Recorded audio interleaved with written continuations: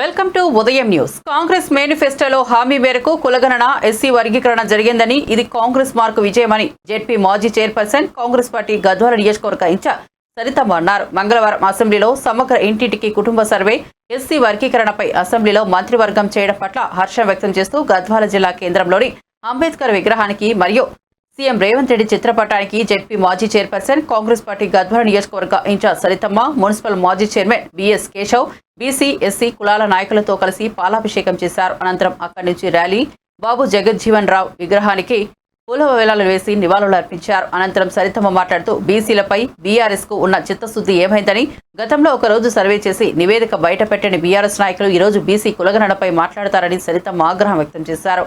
కులగణన, ఎస్సీ వర్గీకరణ సాహసోపేత నిర్ణయమని పేర్కొన్నారు. ఇప్పటికైనా బీఆర్ఎస్ నేతలు అవాకు చవాకులు మాట్లాడడం మానుకోవాలన్నారు. ఈ కార్యక్రమంలో కాంగ్రెస్ పార్టీ సీనియర్ టీపీసీసీ నాయకులు గంజిపేట్ శంకర్, పట్టణ అధ్యక్షుడు మహమ్మద్ ఇసాక్, ఎస్సీసెల్ జిల్లా అధ్యక్షులు జమ్మిచేడు ఆనంద్, శెట్టి ఆత్మకూరు లక్ష్మణ్, ఓబీసీ సెల్ జిల్లా అధ్యక్షుడు నల్లారెడ్డి, మధుసూదన్ బాబు, జిల్లా సెక్రటరీ కేఎంఎస్ యేసు, కోళ్ల నరసింహులు, సంకటి రాజేష్ కుమార్ తదితరులు ఈ కార్యక్రమంలో పాల్గొన్నారు.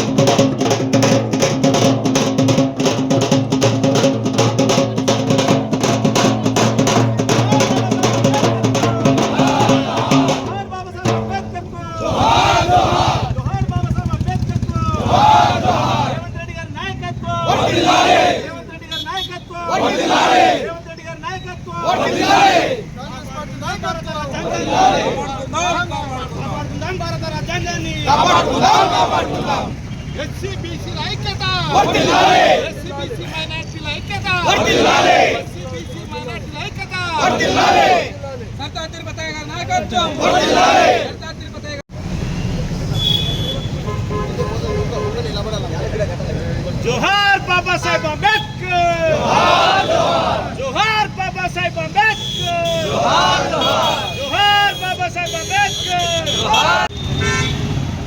रेवंत रेड्डी गाరి నాయకత్వం వర్ధిల్లాలి, ఎస్సీ 59 కులాల క్రాంతి రేవంత్ రెడ్డి గారి నాయకత్వం వర్ధిల్లాలి, ఎస్సీ మైనారిటీ ఐక్యత వర్ధిల్లాలి,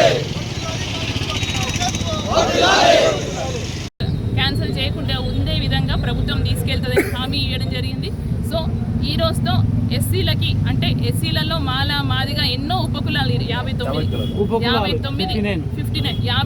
ఉపకులాలకు కూడా వాళ్ళ క్యాస్ట్ బట్టి వాళ్ళ కులాన్ని, వాళ్ళ ఆర్థిక, వాళ్ళ వృత్తి అన్ని పరంగా అంటే బేస్ చేసుకొని వాళ్ళకి ఏ విధంగా రిజర్వేషన్ ఇవ్వాలో చాలా క్లియర్గా, ఓపెన్గా, మెయిన్ ఇంపార్టెంట్ అంటే పారదర్శకంగా అందరికీ న్యాయంగా చేసే విధంగా కమిటీ ముందుకెళ్తుంది. సో డెఫినెట్గా మనందరికీ న్యాయం జరుగుతుంది. మన వెనుకబడ్డ జాతులకి మంచి రోజులని చెప్పుకోవడానికి నిన్నటితో మన చరిత్రలో ఒక నిలిచిపోయే రోజుగా మరొకసారి తెలియజేసుకుంటూ, ఫిబ్రవరి 4th అనేది మన వెనుకబడ్డ జాతులకి ఆ రోజు డాక్టర్ బాబాసాహెబ్ అంబేద్కర్ జయంతి ఏప్రిల్ 14th ఎట్లా చేసుకుంటాము, ఇప్పటి నుంచి ఫిబ్రవరి 4th కూడా మనకు అదే విధంగా మన జీవితంలో నిలిచిపోయే రోజుగా తెలియజేసుకుంటూ మరొకసారి కాంగ్రెస్ పార్టీకి, కాంగ్రెస్ పార్టీ పెద్దలకి, ప్రతి ఒక్కరికి కూడా పేరున మా వెనుకబడ్డ జాతుల నుంచి ధన్యవాదాలు తెలియజేసుకుంటూ జై కాంగ్రెస్, జై కాంగ్రెస్.